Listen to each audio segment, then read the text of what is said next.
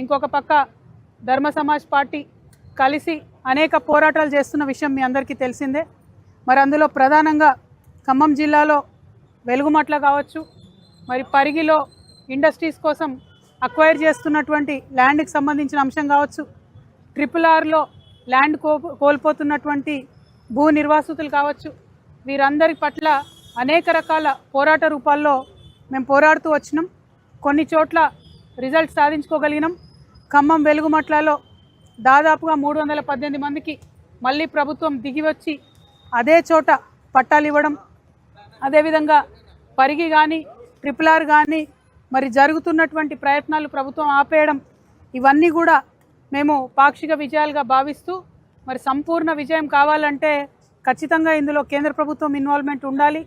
మరి రాష్ట్ర ప్రభుత్వం దగ్గర నుంచి మంచి రిపోర్ట్ తెప్పించుకొని మరి ఏ విధంగా అన్యాయం జరిగిందో తెలుసుకొని న్యాయం చేసే విధంగా మరి గవర్నర్ గారిని కలిసి ఇవాళ వారి మద్దతు కూడగట్టడానికి ఇక్కడికి రావడం జరిగింది. ఖమ్మం నుండి నవ్య, అట్లానే కృష్ణ, అదేవిధంగా RRR దగ్గర నుండి మహాలింగం గారు, అదేవిధంగా పాండు గారు, అట్లానే పరిగి నుండి పులిందర్ గారు, మరి ధర్మ సమాజ్ పార్టీకి సంబంధించినటువంటి నాయకులు, TRS పార్టీకి సంబంధించినటువంటి నాయకులు అందరం కూడా గవర్నర్ గారిని కలిసి ఒకటే మాట అడిగినాము. ఖచ్చితంగా ఈ భూ నిర్వాసితులందరికీ కూడా న్యాయం జరగాలి.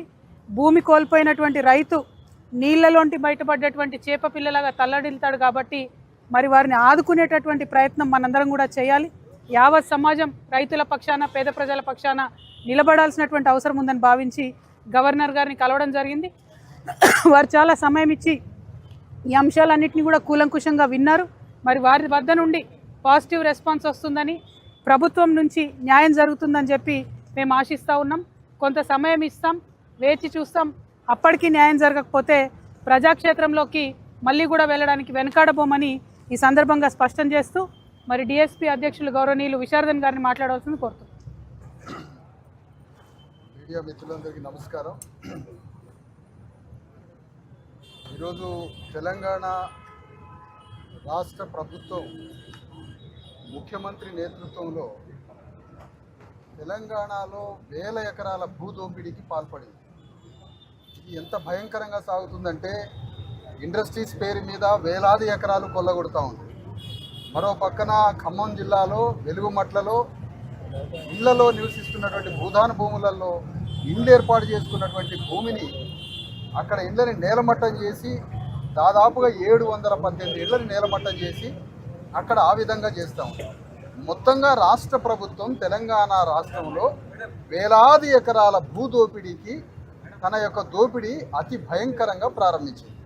ఆ దోపిడీకి వ్యతిరేకంగా తెలంగాణ రాష్ట్రంలో ప్రభుత్వం మీద యుద్ధం చేసి ఆ దోపిడీని ఆపాలని, ప్రజలకి న్యాయం చేయాలని 2-3 సంఘటనలలో మరి తెలంగాణ రక్షణ సేన అధ్యక్షురాలు కవిత గారి వారితో కలిసి ధర్మ సమాజ్ పార్టీ సంయుక్తంగా ఖమ్మం జిల్లాలో పోరాడిన సంగతి మీ అందరికీ తెలుసు. ఆ తర్వాత పరిగిలో వచ్చి రైతుల భూములు 1400 ఎకరాలు భూసేకరణ చేస్తుంటే దాని మీద చాలా భారీ ఎత్తున పోరాడిన సంగతి మీకు తెలుసు. మొత్తంగా మేము చెప్పాల్సిన విషయం ఏంటంటే MRO దగ్గర నుంచి RDO దగ్గర నుంచి కలెక్టర్ వరకు రిప్రజెంటేషన్స్ ఇచ్చాము. ఆ పైన ఉన్న మంత్రులకి రిప్రజెంటేషన్ ఇచ్చాము. అంటే కలెక్టర్కి, MROకి, RDOకి, మంత్రులకి, ముఖ్యమంత్రి దాకా పోయినా ఈ సమస్యకి పరిష్కారం దొరకలేదు. ఖమ్మంలో పెద్ద పోరాటం చేయబట్టి కొంతమేరకు ఒక 318 పట్టాల వరకు సాధించగలిగారు. కానీ మొత్తంగా జరుగుతున్న దోపిడీని అరికట్టి బాధితులందరికీ న్యాయం చేయాలి అంటే మంత్రులకు చెప్పినా, రెవెన్యూ చెప్పినా, అధికారులకు చెప్పినా పరిష్కారం కాలేని ఈ దుస్థితిలో రాజ్యాంగ అధిపతి ఒక గవర్నర్ ఉన్నాడు ఈ రాష్ట్రంలో. ఆయన రాజ్యాంగానికి అధిపతి. ఎవరు రాజ్యాంగానికి అధిపతి? తెలంగాణ స్టేట్లో గవర్నర్. మరి అధిపతి ఒక్కడే కనపడుతుంది కాబట్టి ఆయనకు విన్నవించుకోవడానికి వచ్చినాం. అయ్యా నువ్వు ఒక్కడే ఇప్పుడు పరిష్కార కర్తవి, నువ్వు రాజ్యాంగ అధిపతివి. రాజ్యాంగానికి వ్యతిరేకంగా ముఖ్యమంత్రి రేవంత్ రెడ్డి దుర్మార్గంగా పరిపాలిస్తూ వేల లక్షల ఎకరాల భూదోపిడీకి ప్రారంభించడం. అది 4th సిటీ పేరు మీద కావచ్చు, RRR పేరు మీద కావచ్చు, వెలుగుమట్ల పేరు మీద కావచ్చు, పరిగి ఇండస్ట్రియల్ పేరు మీద కావచ్చు, మొత్తంగా 1,00,000 ఎకరాలు కొల్లగొట్టడానికి పథకం పన్నిండు. దాన్ని ఇమీడియట్గా ఆపండి, భూముల్ని రక్షించండి, పేదల్ని కాపాడండి అని రాజ్యాంగ అధిపతి అయినటువంటి గవర్నర్ గారికి మరి రక్షణ సేన అధ్యక్షురాలు కవిత గారు, ధర్మ సమాజ్ పార్టీ సంయుక్తంగా పోయి అయ్యా మీరే రక్షించాలి, మాకు ఎవరూ కనిపించట్లేదని ఈ రిప్రజెంటేషన్ వారికి ఇవ్వడం జరిగింది. చాలా సానుకూలంగా ప్రతి పేపర్ని చదివారు. పరిష్కారం చేస్తారేమో అనే అటువంటి ఆశాభావంతో మేము ఉన్నాం. గవర్నర్ ద్వారా కూడా పరిష్కారం కాకపోతే అప్పుడు భవిష్యత్ కార్యాచరణ మళ్ళీ ఆలోచించి అతిపెద్ద యుద్ధానికి తెలంగాణ రాష్ట్రంలో ప్రణాళిక తయారు చేస్తాము. రాష్ట్ర వ్యాప్తంగా ఉన్న భూ వివరాలు మొత్తం సమీకరించి సేకరించి ఎక్కడెక్కడ దోపిడీకి గురైతుందో దీని మొత్తం మీద రాష్ట్ర వ్యాప్తంగా ఒక నిరసన అతిపెద్ద మహాసభ కూడా పెట్టడానికి ఒక ప్రణాళిక ఆలోచిస్తాం. ఇది ఈ రోజు జరిగినటువంటి సంగతి. Thank you. జై తెలంగాణ.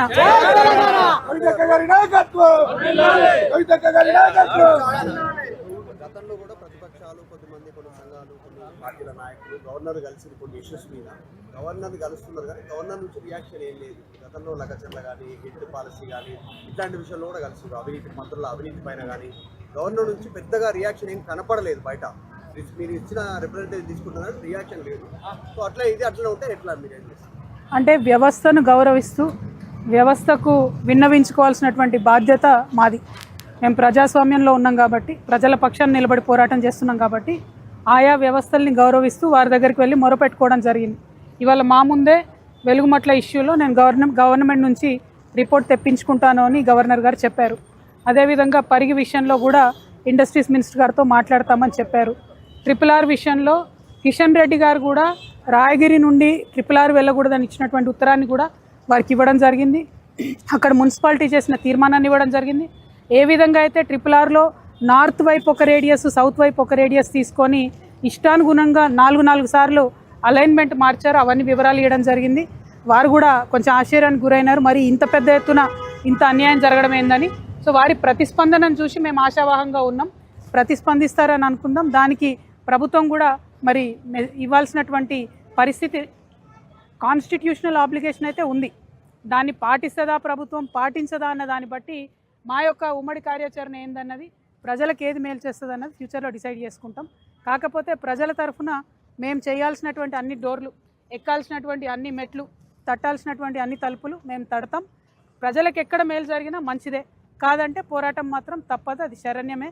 కాబట్టి ఇబ్బంది ఏం లేదు.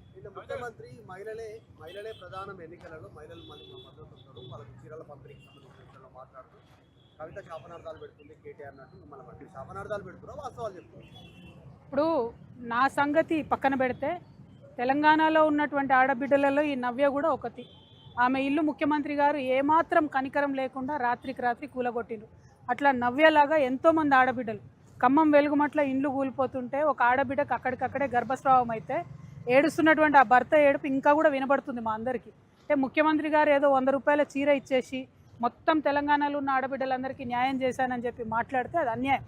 సంపదను కొల్లగొట్టి వారి ఇంటిని, వారి శాంతిని, మనశ్శాంతిని, భూముల్ని కొల్లగొట్టి 100 రూపాయల చీర ఇచ్చి నేను 1 కోటి మంది ఆడబిడ్డల్ని కోటీశ్వరులు చేస్తా అని చెప్పి కర్కోటకుడైనటువంటి ముఖ్యమంత్రి గారు అవాస్తవాలు చెప్తా ఉన్నారు.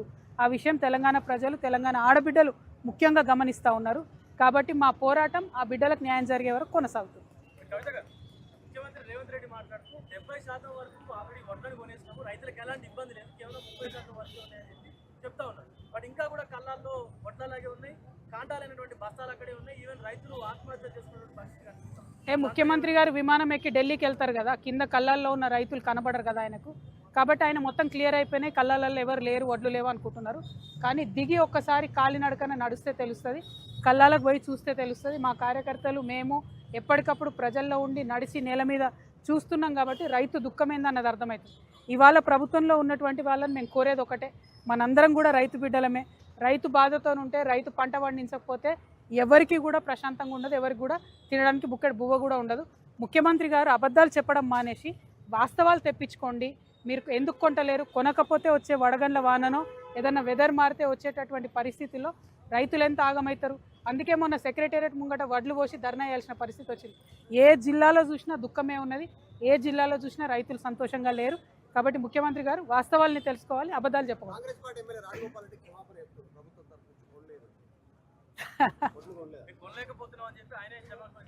ఇక మరి ముఖ్యమంత్రి గారు వాళ్ళు ఎమ్మెల్యేలు చెప్పేదే వినిపించుకుంటలేడంటే రైతులు చెప్పేది ఏమి వినిపించుకుంటాడు? మొదటిది. రెండవది, ప్రభుత్వంలో ఉన్న వాళ్ళకైనా, ప్రజలకైనా, సామాన్యులకైనా ఒక్కసారి చుట్టూ తిరిగి చూస్తే ఎంత దుఃఖం ఉందో అర్థమవుతుంది. రైతులు ఎంత బాధపడుతున్నారో తెలుస్తుంది. రైతుల వడ్లు కొనకపోతే ఇంకా 10 రోజులు ఉంది, చాలా ఇబ్బంది అయ్యేటట్టు ఉంది. వెదర్ ఫోర్కాస్ట్ కూడా భయంకరంగా వస్తుంది, ఏ నిమిషానికి వాన పడుతుందో ఏమవుతుందో తెలియదు అనేటటువంటి వస్తుంది. కాబట్టి గవర్నమెంట్ సీరియస్గా తీసుకొని కొనాలని మేము డిమాండ్ చేస్తూ ఉన్నాం. కొనకపోతే మాత్రం జిల్లా స్థాయిలో కూడా నిరసనలకు దిగుతాం. Thank you. జై తెలంగాణ.